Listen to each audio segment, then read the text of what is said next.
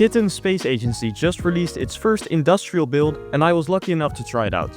The first thing I noticed were the incredible graphics, which have been worked on by Blackrack, who is well known for his visual mods in Kerbal Space Program.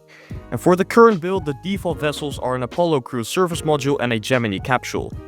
On both vehicles, the volumetric RCS plumes look beautiful, and the exhaust of the AJ-10-137 looks stunning as well. In KSA, at least for now, the real solar system is being used, albeit at a smaller scale, so I decided to do a little trip to the moon. Maneuver nodes were quite similar to games like KSP or Juno New Origins, so that was pretty easy to get used to, and en route to the moon we had some pretty stunning visuals. I just can't praise these graphics enough. Well done Blackrack and the KSA team. Up close the moon looks beautiful as well, almost comparable to something like Space Engine, but on the surface it does look a little janky, but that is to be expected with such an early build.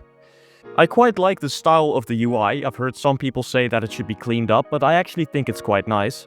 The autopilot system is also easy to understand, and so are the rest of the controls, which are similar to other space games.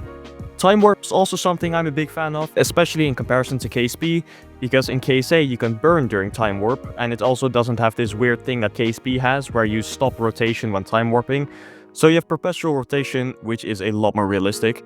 The models of the spacecraft look great as well, way more realistic when compared to KSP or JNO, and when the game is public, KSA will also be great for modding, which is super exciting.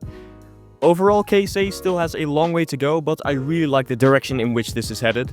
I like the style and the graphics of the game. In a way, it adds a bit more of an atmosphere when compared to something like Juno New Origins, and I can't wait to see it develop even further.